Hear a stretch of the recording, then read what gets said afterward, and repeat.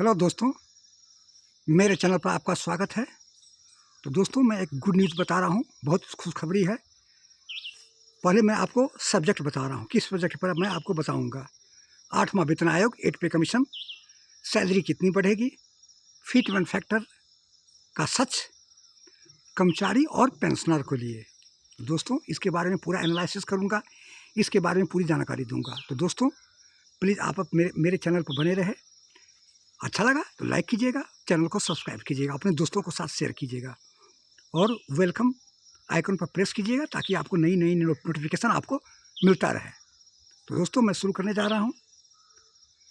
सबसे मैं आपको बता रहा हूँ कि 8 पे कमीशन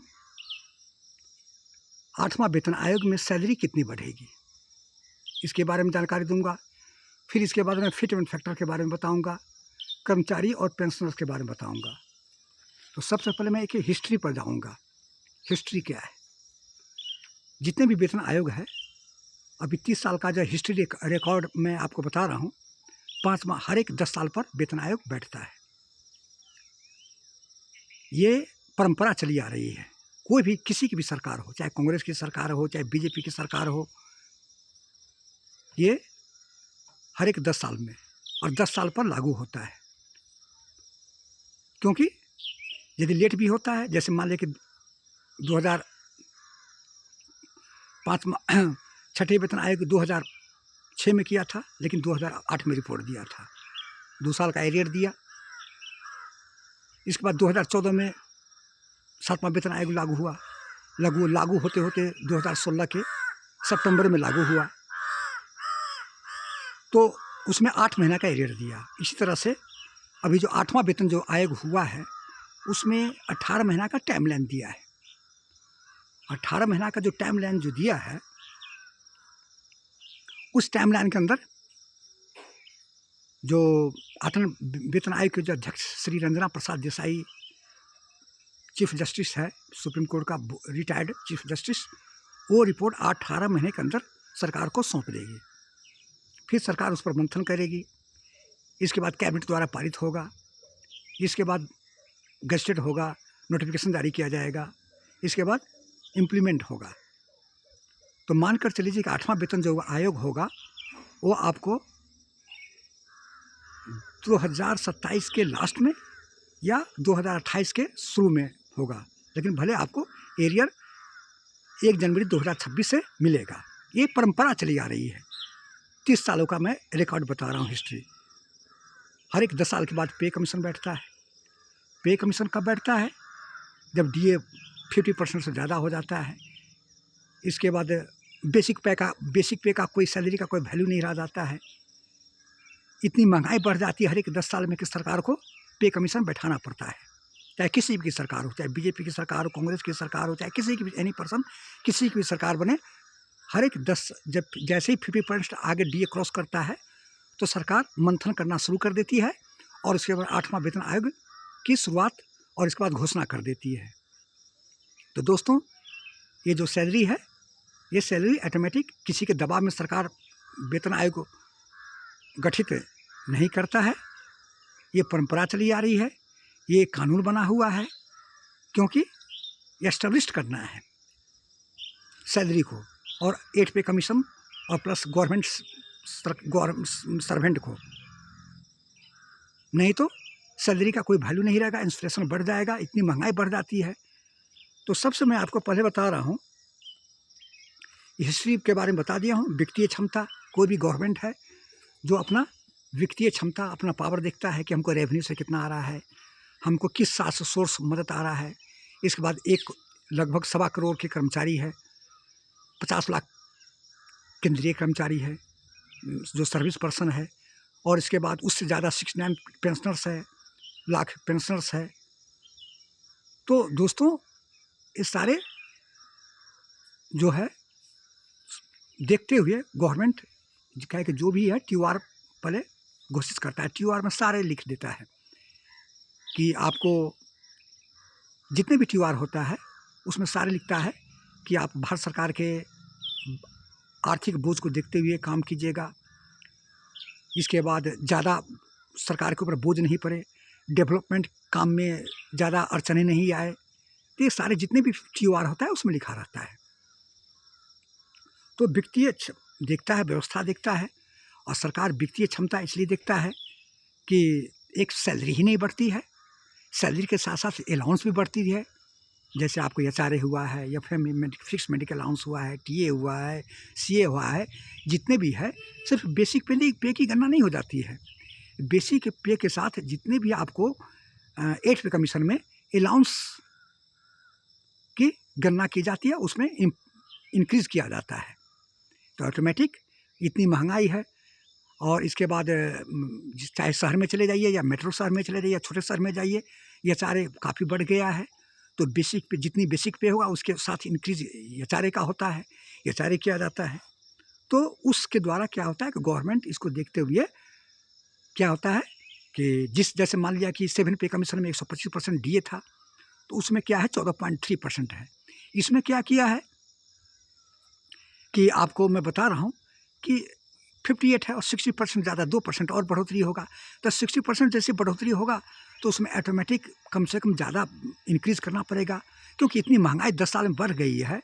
और यदि सरकारी कर्मचारी को यदि मान लिया कि 2.0 ही करेगा, तो उससे सरकारी कर्मचारी का और उस सैलरी का वैल्यू नहीं रहेगा, और इतनी महंगाई में वो अपना परिवार को ठीक ढंग से परिवहन नहीं, भरण पोषण नहीं कर सकता है, देखभाल नहीं कर सकता, न बच्चों पर अच्छे स्कूल में डाल सकता है, न अपने माता पिता को। तो इस सब को देखते हुए गवर्नमेंट क्या है कि कमेटी को और प्लस जो रंजना प्रसाद देसाई है, उसके साथ साथ पुलक घोष है, इस सब को दे देता है कि आप इनको देख रेख कीजिए। और कर्मचारी का अभी जैसे ही अभी सेटअप हो गया है, एक अलग मंत्रालय आपको DOPT का अधीन एक मंत्रालय 8 पे कमीशन का खुल गई है, उसी में काम शुरू हो जाएगा, और काम शुरू हो चुका है। और इसके बाद अभी जितने भी कर्मचारी संगठन हैं वो सारे अभी बैठक होगी, सब उसे TOR का रेफरेंस माना जाएगा, सबका डिमांड मांगा जाएगा, सबके डिमांड को उसको देखा जाएगा, उस पर डिसीजन लेगा। तो अभी लंबी प्रक्रिया है। अभी जितने भी फिटमेंट फैक्टर है सारे अनुमान है, कोई फिटमेंट फैक्टर फिट नहीं। फिटमेंट फैक्टर आपको मिनिमम 4 या 5 महीने के बाद सही होगा, और सही आपको तथ्य मिलेगा। जितने भी आपको फिटमेंट फैक्टर है, चाहे हम जितने भी यूट्यूबर है, सारे अनुमान, जितने भी इकोनॉमिस्ट एडवाइज़र है, चाहे इकोनॉमिस्ट है, बड़े बड़े जो इकोनॉमिस्ट है जो करता है, सारे अनुमान के अनुसार होता है। तो आपको मैं पहले बता रहा हूँ, ये थोड़ा सा लॉन्ग वीडियो है, थोड़ा मेरा आप चैनल पर बने रहे, क्योंकि ये मैं आपको रियलिटी सच बता रहा हूँ। अब मैं आ रहा हूँ, वित्तीय क्षमता का हो गया है, अब इसके बाद मैं फिटमेंट फैक्टर के बारे में बता रहा हूँ। 8 मिनट हो चुका है, हो सकता है कि 4-5 मिनट, ये 13-14 मिनट का वीडियो बनेगा इसके बाद। तो इसमें है आपको फिटमेंट फैक्टर के बारे में बता रहा हूँ कि फिटमेंट फैक्टर आपको जितने भी हिस्ट्री देखिए पे कमीशन में ज़्यादा ही देता है। जैसे आपको मैं बता रहा हूँ कि 6 पे कमीशन में 1.86 था, और वहीं से स्टार्ट हुआ है फिटमेंट फैक्टर, और 7 पे कमीशन में 2.57 हुआ, और 8 पे कमीशन में आपका जितने भी रिकॉर्ड देखा गया है और उसका हिस्ट्री देखा गया है, तो उससे 2.57 से कम देगा ही नहीं। और जितने भी कर्मचारी संगठन है उसका मांग है फिटमेंट फैक्टर 3 से लेकर 3.15 तक मांग डिमांड है। तो सरकार 2.57 से कम दे नहीं सकती है, और लगभग 3.15 से ज़्यादा दे नहीं सकती है, कम दे नहीं सकती। 2.57 से नीचे कम नहीं हो सकता है कि सरकार यदि 2.57 नहीं है तो उसके बीच में 2.64 या 2.86 दे सकती है, या 3 दे सकती है। तो आपको मैं बता रहा हूँ कि इतनी महंगाई जो बढ़ रही है, उस महंगाई को देखते हुए सरकार इस बार है 3 का ज़्यादातर चांस अभी चल रहा है, 3 फिटमेंट फैक्टर का, जिसकी बेसिक पे 18,000 हो जाएगा, उसका 54,000 हो जाएगा, और 54,000 जिसकी बेसिक सैलरी बढ़ जाएगी तो 36,000 की बढ़ोतरी हो जाएगी दोस्तों। तो इसमें ये दिया है कि आपको ये रिकॉर्ड चलाया है कि 8 पे कमीशन में 2.57 से कम मिलेगा ही नहीं, उससे ज़्यादा मिलेगा ही नहीं।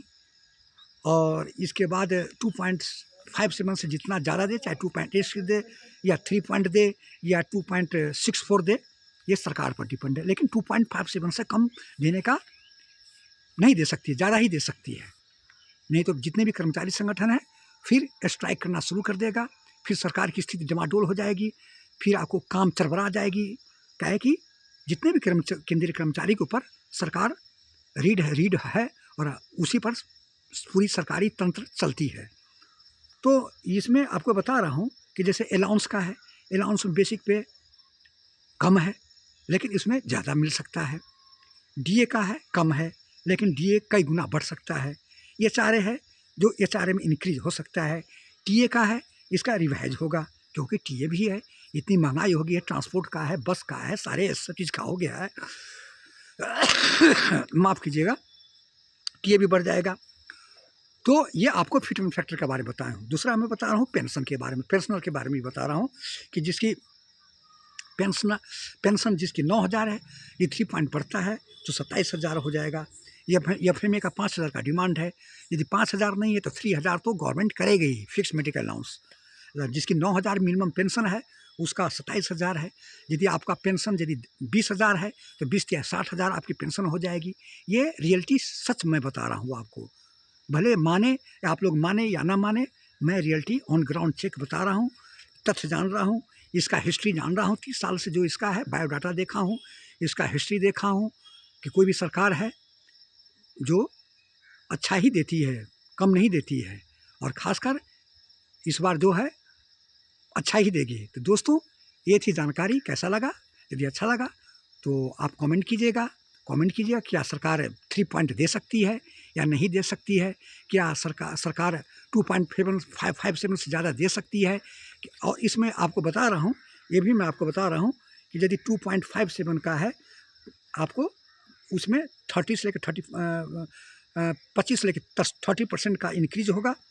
यदि 3 देता है तो 40% से ऊपर जाएगा। 3.15 देगा यदि फिटमेंट फैक्टर देता है तो 40 लेकर 50% के बीच में इंक्रीज किया जाएगा। तो दोस्तों ये थी जानकारी, आप लोग लाइक कीजिएगा, चैनल को सब्सक्राइब कीजिएगा। जय हिंद, जय भारत, थैंक यू।